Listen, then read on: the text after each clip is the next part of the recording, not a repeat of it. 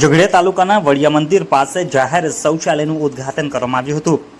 ઝઘડિયા તાલુકાના બામણલા ખાતે આવેલી Century Enka Limited unit Rajshree પોલીફિલના CSR યોજના અંતર્ગત ઝઘડિયા તાલુકાના વડિયા તળાવ મંદિર પાસે આજરોજ જાહેર શૌચાલય આમ નાગરિકો માટે ખુલ્લું મૂકવામાં આવ્યું હતું।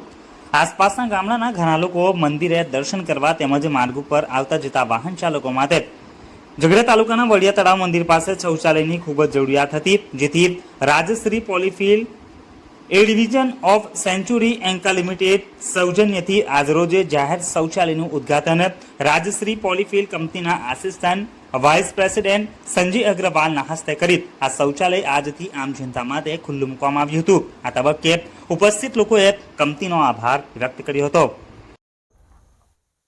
આજ રોજ રાજશ્રી પોલીફિલ દ્વારા સુલભ શૌચાલયનું ઉદ્ઘાટન રાખેલો એના સાથ સહયોગથી અમને ખૂબ જ સારી સગવડ અહીંયા કરી છે, તે બદલ રાજશ્રી પોલીફિલનો ખૂબ ખૂબ ધન્યવાદ।